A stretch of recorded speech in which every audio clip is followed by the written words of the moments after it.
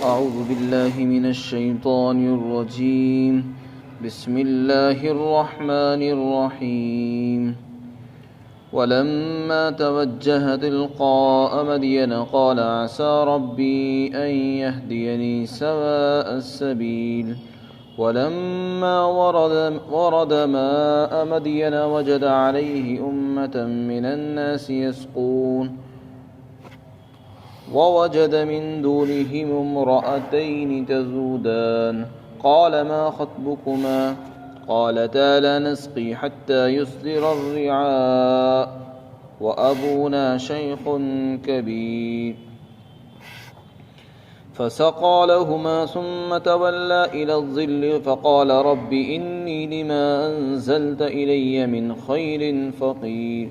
فجاءته إحداهما تمشي على استحياء قالت إن أبي يدعوك ليجزيك أجر ما سقيت لنا. فلما جاءه وقص عليه القصص قال لا تخف نجوت من القوم الظالمين.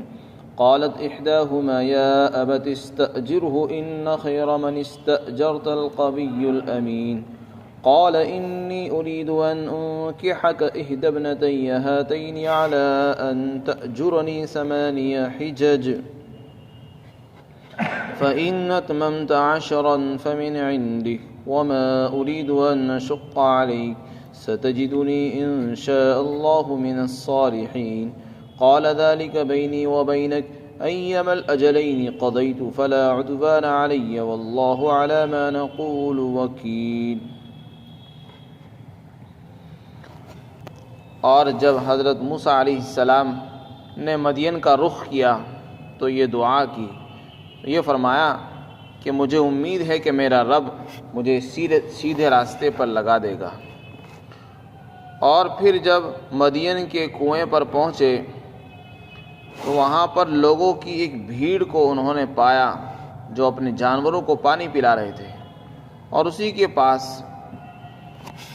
2 عورتیں انہوں نے دیکھی جو اپنے جانوروں کو روکے ہوئے تھی۔ آپ نے ان کا حال پوچھا اور یہ فرمایا کہ تمہارا کیا حال ہے؟ ان دونوں عورتوں نے کہا کہ ہم اپنے جانوروں کو اس وقت تک پانی نہیں پلاتے جب تک کہ چرواہے واپس نہیں ہو جاتے، اور ہمارے والد ایک بوڑھے آدمی ہیں۔ پھر حضرت موسیٰ نے ان دونوں کی خاطر ان کے جانوروں کو پانی پلایا اور پھر پیچھے ہٹ کر ایک سائے میں چلے گئے، اور پھر یہ دعا کی، اے میرے پروردگار، آپ میرے لیے جو بھی خیر آسمان سے اتاریں تو میں اس کا محتاج ہوں۔ چنانچہ تھوڑی دیر کے بعد ان دونوں عورتوں میں سے ایک عورت حضرت موسیٰ کے پاس شرم اور حیا کے ساتھ چلتی ہوئی آئی اور کہنے لگی کہ میرے والد آپ کو بلا رہے ہیں تاکہ وہ آپ کو اس کام کا بدلہ دیں کہ آپ نے ہمارے لیے ہمارے جانوروں کو پانی پلایا۔ چنانچہ جب حضرت موسیٰ علیہ السلام ان دونوں عورتوں کے والد کے پاس پہنچے اور ان سے اپنا پورا قصہ واقعہ سرگزشت سنائی تو انہوں نے جواب دیا کہ آپ اندیشہ نہ کریں، ڈرے نہیں، تم نجات پا چکے ہو ظالم قوم سے۔ ان دونوں لڑکیوں میں سے ایک نے کہا، اے ابا جان، آپ ان کو اجرت پر رکھ لیجئے، یقیناً بہترین مزدور جس کو آپ اجرت پر رکھیں وہ ہے جو طاقتور ہو اور امانت دار بھی ہو۔ ان کے والد نے کہا کہ میں چاہتا ہوں کہ تمہارا نکاح کر دوں ان دونوں بیٹیوں میں سے کسی ایک سے، اس شرط پر کہ تم 8 سال تک میرے پاس اجرت کے طور پر کام کرو، اور اگر تم 10 سال پورے کر لو تو یہ تمہاری طرف سے احسان اور تبرع ہوگا، اور میں تم پر مشقت کرنا اور تم کو مشقت میں ڈالنا نہیں چاہتا، اور انشاءاللہ تم مجھ کو نیک لوگوں میں سے پاؤ گے۔ حضرت موسیٰ علیہ السلام نے جواب دیا کہ ٹھیک ہے کہ یہ معاہدہ میرے اور آپ کے درمیان طے ہو چکا ہے، میں ان دونوں مدتوں میں سے جو بھی پوری کر لوں تو میرے اوپر کوئی زیادتی نہیں ہوگی، اور ہم جو کچھ بھی کہہ رہے ہیں اللہ اس پر نگراں ہے، گواہ ہے۔ حضرت موسیٰ علیہ السلام کا فرعون کے ملک سے یعنی ملک مصر سے نکل کر مدین پہنچنا، اس کے لیے کیا واقعہ پیش آیا، یہاں سے اس کو ذکر فرما رہے ہیں۔ اس سے پہلے واقعہ ذکر کیا جا چکا کہ حضرت موسیٰ علیہ السلام کے ہاتھ سے ایک آدمی کا قتل ہو گیا تھا۔ حضرت موسیٰ علیہ السلام نے اس کو ایک مکہ مارا، آپ کا کوئی ارادہ اس کو مارنے کا نہیں تھا، لیکن وہ مر گیا۔ درباریوں نے آپ کے قتل کے مشورے کیے، کسی آدمی نے آپ کو اطلاع کی کہ آپ کے قتل کے مشورے ہو رہے ہیں، لہذا آپ یہاں سے نکل جائیں۔ چنانچہ حضرت موسیٰ علیہ السلام تنہا مصر چھوڑ کر روانہ ہو گئے، اور آپ کو اپنی منزل کا بھی علم نہیں تھا، نہ راستے کا علم تھا، نہ سفر میں توشہ تھا، ساتھ میں تھا، کچھ نہیں تھا۔ اللہ سے آپ نے دعا کی، اس وقت نکلتے وقت آپ نے دعا کی تھی، تو اللہ تعالیٰ نے آپ کی دعا قبول فرمائی، اور اللہ تعالیٰ نے آپ کو راستہ بھی دکھایا۔ چنانچہ آپ مدین کا رخ کر کے نکل گئے۔ اسی کو یہاں پر اللہ نے ذکر کیا کہ جب مدین کا رخ کیا تو یہ دعا کی۔ یہ جملہ حضرت موسیٰ علیہ السلام کی زبان سے نکلا تھا، اس کو قرآن کریم نے نقل کیا کہ میرا رب مجھے ضرور سیدھے راستے پر لگا دے گا، یعنی میرا رب مجھے گمراہ نہیں کرے گا، راستے سے نہیں بھٹکائے گا، بلکہ مجھے کوئی راستہ دکھا دے گا۔ اللہ پر بھروسہ کر کے نکل گئے، راستے کا بھی علم نہیں، اس راستے میں کوئی سامان نہیں، سفر میں توشہ نہیں، لیکن اللہ کی ذات پر بھروسہ کر کے نکلے تو اللہ نے ان کو منزل تک پہنچایا۔ چنانچہ آپ چلتے رہے، آپ کے پاس کھانے کو کچھ نہیں تھا۔ مفسرین نے لکھا کہ آپ پتے کھاتے کھاتے چلتے رہے۔ اتنا لمبا سفر آپ نے طے کیا مدین کا۔ مدین ملک شام کا ایک شہر ہے، اور مصر دوسرا ملک ہے۔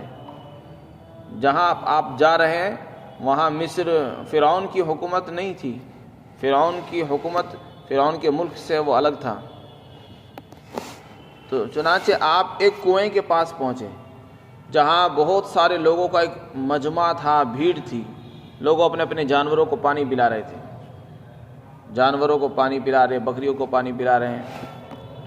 آپ نے دیکھا کہ دو عورتیں ہیں، وہ پیچھے کھڑی ہوئی ہیں اور اپنی بکریوں کو روکے ہوئے ہیں، آگے نہیں بڑھا رہی ہیں۔ آپ کو ان کو دیکھ کر احساس ہوا کہ سب لوگ اپنی اپنی بکریوں کو پانی پلا رہے ہیں، اور یہ دو عورتیں پیچھے شرم اور حیا میں کھڑی ہیں۔ ایسا معلوم ہوتا ہے کہ شاید یہ مردوں سے شرم کر رہی ہیں، یا لوگ ان کو حق نہیں دیتے۔ تو آپ نے ان کو مجبور اور پریشان دیکھ کر ان کا حال دریافت کیا۔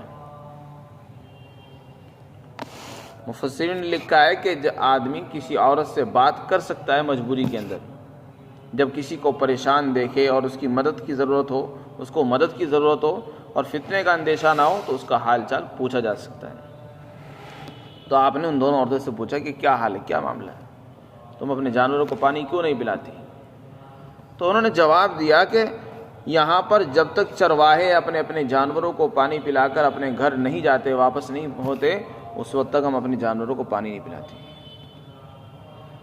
اس لیے کہ اگر ہم پانی پلائیں گے، ہم عورت ذات ہیں، اس میں اختلاط بھی ہوگا، اختلاف بھی ہو سکتا ہے، اختلاط بھی ہو سکتا ہے، اور عورت ذات ہے، اس کے لیے شرم کی بات ہے کہ وہ مردوں کے بیچ میں گھس کر پانی پلائے۔ اس لیے شرم اور حیا کی وجہ سے مردوں کے بیچ میں گھس کر پانی نہیں پلانا انہوں نے پسند نہیں کیا۔ جب آپ نے ان کی اس مجبوری کو دیکھا تو خود پانی پلانے کے لیے بڑھنے لگے۔ بعض مفسرین نے یہ بھی نقل کیا ہے کہ آپ نے ان سے یہ پوچھا کیا یہاں کوئی اور کنواں بھی ہے اس کے علاوہ؟ ان دونوں عورتوں نے کہا کہ ہاں یہاں ایک کنواں اور بھی ہے، لیکن اس کے اوپر ایک بہت بھاری پتھر رکھا ہوا ہے، اس کو ہٹانا مشکل ہے۔ آپ نے ان سے پوچھا کہ وہ بتاؤ کہاں ہے؟ چنانچہ وہ دو عورتیں آپ کو لے گئی اور اس کنویں کا پتہ بتایا۔ آپ نے ایک ہاتھ سے اس کو ہٹا دیا اور پانی پلایا جانوروں کو۔ پانی پلا کر ایک درخت کے نیچے سائے میں بیٹھ گئے اور اللہ سے دعا کی، اے اللہ تو میرے لیے جو بھی بھلائی اتار دے، میں اس کا محتاج ہوں۔ اس وقت ایک میں پردیس میں آیا ہوا ہوں، یہاں اپنا کوئی آشنا، اپنا کوئی آدمی، اپنا رشتہ دار مجھے نظر نہیں آتا، مجھے کھانے کی بھی ضرورت ہے، سفر سے آیا ہوں، تھکا ہوا بھی ہوں، بھوکا ہوں، پیاسا ہوں، اور ٹھکانے کی بھی ضرورت ہے، اور انسیت والے کسی ساتھی کی بھی ضرورت ہے۔ تو آپ نے دعا کی، ایک جامع دعا جس کے اندر ہر خیر آ جاتی ہے، اس میں کھانا بھی آتا ہے، پانی بھی آتا ہے، گھر بھی آتا ہے، اور اس میں بیوی بھی آ جاتی ہے، اور ہر دنیا کی ہر بھلائی اس میں آ جاتی ہے۔ فرمایا آپ میرے لیے جو بھی بھلائی اتار دیں میں اس کا محتاج ہوں اس وقت۔ اور یہ دعا کی اور ایک طرف بیٹھ گئے، انتظار کرتے رہے۔ تھوڑی دیر ہوئی تھی کہ اتنے میں وہ دونوں لڑکیاں جو پانی پلا کر اپنے جانوروں کو گھر لے گئی، ان میں سے ایک آئی، شرماتی ہوئی آئی کہ چہرے پر اس کے کپڑا تھا، شرم اور حیا کے ساتھ چل رہی تھی، اور آ کر کہنے لگے کہ میرے والد آپ کو بلا رہے ہیں، آپ ہمارے گھر چلیے،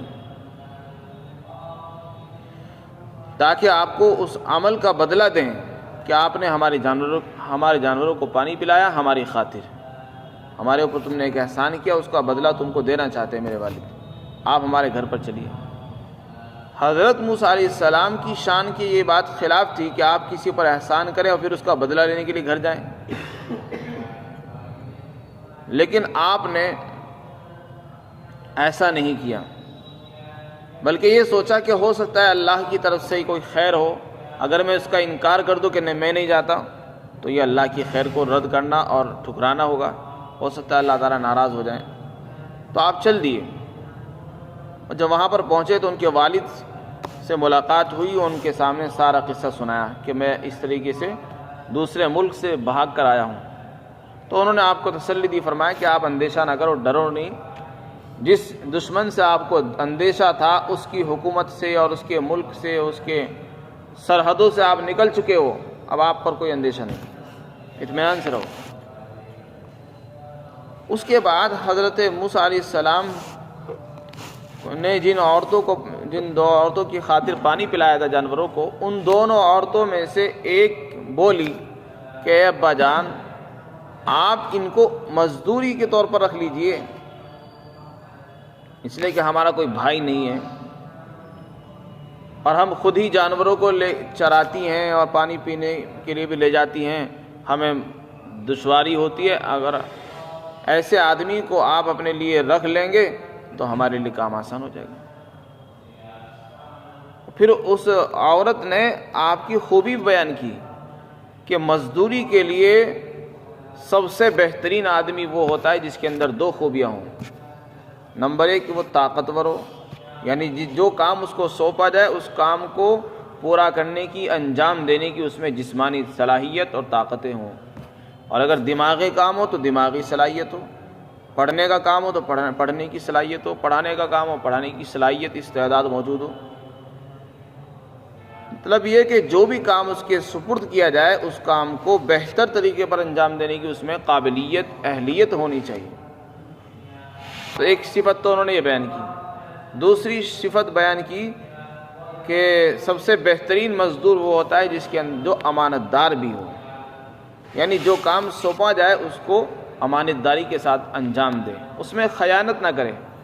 کام دیا تھا اس میں خیانت کر دی، آدھا کیا آدھا نہیں کیا، یا وقت میں خیانت کی، پورا وقت نہیں دیا، کام تو کیا لیکن وقت کم کر دیا، یا کام کم کر دیا، یا بیچ میں باتیں کر لی، تو یہ امانت میں خیانت ہے۔ اسی لیے مفسرین نے لکھا ہے کہ جب کوئی آدمی کسی کے یہاں ملازم ہو، نوکر ہو، تو اس کو چاہیے کہ پورا وقت دے، مزدور کو بھی پورا وقت دینا چاہیے، مستری کو بھی وقت دینا چاہیے، اور اگر کوئی کسی کے یہاں ملازم اور نوکر ہو تو اس کو پورا وقت دینا یہ امانت داری ہے کا تقاضا ہے، اور اس کام کو پورا کرنا، پورا وقت بھی دینا، پورا کام بھی کرنا، یہ دونوں چیزیں ضروری ہیں۔ کام پورا کریں وقت پورا نہ دے یہ بھی خیانت ہے، اور وقت پورا دیں کام پورا نہ کریں یہ بھی خیانت ہے۔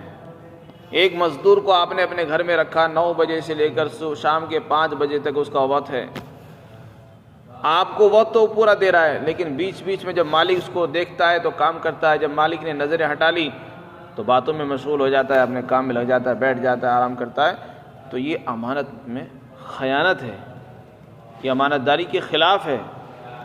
تو ان دونوں لڑکیوں کی ذہانت دیکھیے کہ انہوں نے کتنی ذہانت کے ساتھ یہ جواب دیا اور کہا کہ بہترین مزدور وہ ہوتا ہے جس میں طاقت بھی ہو اور جس میں امانت داری بھی ہو. اور یہ دونوں صفتیں حضرت موسیٰ کے اندر اعلیٰ درجے کی پائی جاتی موجود ہیں. چنانچہ انہوں نے ان دونوں کا تجربہ بھی کیا. طاقت کا مشاہدہ تو اس طریقے سے کیا کہ انہوں نے بتایا کہ ایک پتھر ہے کنویں کے اوپر, دوسرا کنواں کوئی اور تھا, اس کے اوپر پتھر رکھا ہوا, اس کو ہٹانا مشکل ہے. تو حضرت موسیٰ نے ایک ہاتھ سے اس کو ہٹا دیا اور ایک دم سے پانی پلایا اور یہ وقت سے پہلے پہنچ گئی. جب والد صاحب نے دیکھا کہ آج وقت سے پہلے کیسے آ گئی, تو انہوں نے سارا واقعہ سنایا کہ آج اس طرح ایک نوجوان تھا, اس نے ہمارے جانوروں کو پانی پلا دیا, اس لیے ہم جلدی آ گئی. تو والد صاحب نے بھیجا کہ نہیں, واپس جاؤ, ان کو لے کر آؤ. اور دوسری جو صفت تھی امانت داری والی, وہ بھی آپ نے دیکھی. جب یہ لڑکی بلانے کے لیے آئی تو روح المعانی میں لکھا ہے حضرت موسیٰ علیہ السلام نے اس کی شرم اور حیا کو دیکھا تو گوارا نہیں کیا کہ کسی پردہ دار عورت کے پیچھے پیچھے آپ چلیں, بلکہ یہ کہا کہ تم پیچھے چلو, میں آگے چلتا ہوں. اس میں حیا ہے. اور یہ لکھا ہے کہ انبیاء کرام کی مشترکہ جو سنت ہے وہ شرم اور حیا ہے. شرم اور حیا تمام انبیاء کرام کی سنت ہے. تو آپ نے کسی عورت کے پیچھے چلنا گوارا نہیں کیا, بلکہ اس کو یہ کہا کہ تم پیچھے چلو اور مجھے راستہ بتاتے رہنا دائیں بائیں, اور میں آگے چلتا ہوں. اور اسی طریقے سے جب پانی پلایا, جب بھی کوئی خیانت نہیں کی, ان کی طرف نظریں نہیں اٹھائی. تو ان دونوں صفتوں کو انہوں نے مشاہدہ کیا, اس لیے اپنے والد سے درخواست کی کہ آپ ان کو مزدوری پر رکھ لیجیے. چنانچہ والد صاحب نے کہا کہ میں چاہتا ہوں کہ ان دونوں بیٹیوں میں سے کسی ایک کا نکاح تمہارے ساتھ کر دوں, لیکن اس شرط یہ ہے کہ تم میرے پاس 8 سال تک رہ کر کام کرو گے, بکریاں چراؤ گے, جانوروں کو چراؤ گے, ان کو پانی پلاؤ گے, ان کی دیکھ بھال کرو گے. حضرت موسیٰ علیہ السلام کے سامنے یہ پیشکش آئی تو آپ نے اس کو ٹھکرایا نہیں, بلکہ فوراً اس کو قبول کر لیا. فوراً اس کو قبول کر لیا. اسی سے یہ مسئلہ علماء نے مستنبط فرمایا ہے کہ اگر کسی کے سامنے کوئی پیشکش آئے اور اس میں اس کام کو انجام دینے کی صلاحیت ہو تو اس کو قبول کر لینا چاہیے. اور مزدوری کرنا کوئی عیب نہیں ہے. علماء نے لکھا ہے کہ حضرت موسیٰ علیہ السلام نے مزدوری کی, 8 سال تک مزدوری کی. کس کے لیے؟ اپنی شرمگاہ کی حفاظت کی خاطر, اپنے پیٹ کو حرام لقمے سے بچانے کی خاطر. آپ صلی اللہ علیہ وسلم نے ایک مرتبہ اس سورت کی تلاوت کی. جب اس واقعے پر پہنچے تو فرمایا کہ موسیٰ نے 10 سال اپنی بیوی کے ساتھ قیام کیا اور 10 سال خدمت کی, مزدوری کی. کس کے لیے کی؟ اپنی شرمگاہ کے لیے. اسی نیت پر تو کی کہ میری شادی ہو جائے گی اگر میں 10 سال خدمت کروں گا. اگر وہ چاہتے تو یہ بھی کہہ سکتے تھے کہ مجھے کیا ضرورت ہے 10 سال خدمت کروں, میں تو کسی سے بھی شادی کر سکتا ہوں, میں تو اپنی خواہش یوں بھی پوری کر سکتا ہوں کہیں بھی, کیا ضرورت ہے 8 سال 10 سال پورے کرنے کی. نہیں, انہوں نے چاہا کہ اس شہر میں میرا کوئی اپنا نہیں ہے اور مجھے اگر عزت کے ساتھ کوئی عورت مل رہی ہے تو اس سے بڑی اور چیز کیا ہو سکتی ہے. اور ساتھ ساتھ میں کھانا بھی مل رہا ہے اور حرام سے میں بچ رہا ہوں, مانگنے سے بچ رہا ہوں. اللہ تعالیٰ مجھے محنت و مزدوری کی روزی دے رہا ہے, تو یہ عزت کی روزی ہے, اس کو ٹھکرانا نہیں چاہیے. تو مفسرین نے لکھا ہے کہ مزدوری کرنا عیب نہیں ہے. حدیث پاک کے اندر آتا ہے کہ تمام نبیوں نے بکریاں چرائی ہیں. حضرت موسیٰ علیہ السلام نے 10 سال بکریاں چرائی. لوگوں نے پوچھا یا رسول اللہ کیا آپ نے بکریاں چرائی؟ فرمایا کہ ہاں میں نے بھی بکریاں چرائی, میں مکہ والوں کی چند قیرات پر بکریاں چرایا کرتا تھا. تو بکریاں چرانا یہ تو ایک عمل ہے. اس میں یہ بتانا چاہتے ہیں کہ مزدوری کوئی بھی کام ہو جس میں حلال روزی کمائی جا رہی ہو وہ کوئی عیب نہیں ہے. آج کا معاشرہ یہ ہے کہ نوجوان کچھ پڑھ لکھ لیتے ہیں اور اگر کوئی کام دھندا نہیں ہوتا تو مزدوری کرنے کو عیب سمجھتے ہیں. مزدوری عیب نہیں, انبیاء کرام نے مزدوری کی ہے. قرضے لے لیں گے, بھوکا رہ لیں گے, اپنی ضرورتوں کو روک کر رکھیں گے لیکن مزدوری کرنے کو عیب سمجھتے ہیں۔ مزدوری کرنا عیب نہیں ہے، مانگنا عیب ہے۔ آپ کسی سے مانگ کر کھاؤ گے، اس میں ذلت ہے، اس میں رسوائی ہے، یہ عیب ہے اور اس سے منع کیا گیا ہے۔ اور آپ محنت مزدوری کی، خون پسینے کی کمائی سے کھاؤ گے، وہ حلال بھی ہے، برکت بھی، اس میں عزت ہے۔ اور فرمایا القرض مقراض المحبہ، قرض محبت کی کینچی ہے۔ اگر یہ کوئی انسان یہ چاہے کہ میں کام نہ کروں، بس قرضے لے کر کام چلاتا رہوں، تو اس سے تعلقات، رشتے سب ختم ہو جاتے ہیں۔ قرض محبت کی کینچی ہے، جیسے کہ کینچی سے کپڑا کاٹا جاتا ہے، اسی طرح قرضہ لینے سے محبتیں ختم ہو جاتی ہیں، رشتے سب خراب ہو جاتے ہیں، تعلقات ٹوٹ جاتے ہیں۔ تو یہ قرض اتنی خطرناک چیز ہے۔ قرض دینے والا دے دیتا ہے لیکن بعد میں اس کے دل کو پوچھیے آپ، دل کا جو میلان ہوتا ہے، دل میں جو محبتیں تھی، دل میں جو الفت تھی، وہ ختم ہو گئی۔ فرمایا قال انی ارید، میں چاہتا ہوں کہ تمہارے ساتھ نکاح کر دوں اپنی ان دونوں بیٹیوں میں سے کسی ایک کا۔ اسی مقام پر علماء نے ایک اور مسئلہ اسی سے نکالا ہے۔ باپ اپنی بیٹیوں کے بارے میں کہہ رہا ہے کہ میں اپنی دونوں بیٹیوں میں سے کسی ایک کا نکاح تم سے کرنا چاہتا ہوں۔ اگر کسی آدمی کو کوئی نوجوان نظر آئے، دیندار ہو، اور اسی سے پیشکش کر دے، کوئی عیب نہیں ہے۔ اپنی بیٹیوں کی نکاح کی پیشکش کرنا یہ عیب نہیں ہے۔ آج ہم لوگ بیٹیوں کی پیشکش کو عیب سمجھتے ہیں۔ لڑکی جوان ہو جاتی ہے، رشتے کے انتظار میں بیٹھا رہتا ہے، کوئی رشتہ آئے تو رشتہ کروں، خود سے تلاش نہیں کرتا کہ لوگ کیا کہیں گے، کہ لڑکی والا خود ہی تلاش کر رہا ہے۔ اور یہاں پر لڑکی کا باپ خود کیا کہہ رہا ہے کہ میں تم سے اپنی بیٹی کا نکاح کرنا چاہتا ہوں، لیکن شرط یہ ہے کہ تم 8-10 سال تک میرے ساتھ خدمت کرو گے۔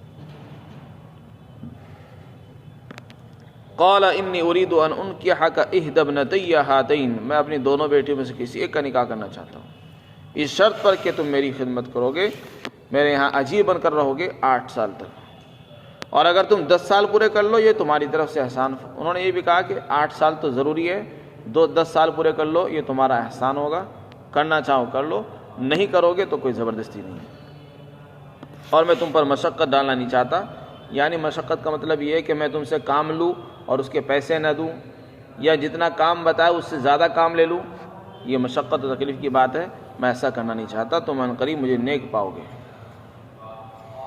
حدیث شریف میں آتا ہے کہ مزدور کی مزدوری اس کا پسینہ خشک ہونے سے پہلے دے دینا چاہیے، یہی ہے مشقت میں نہ ڈالنا۔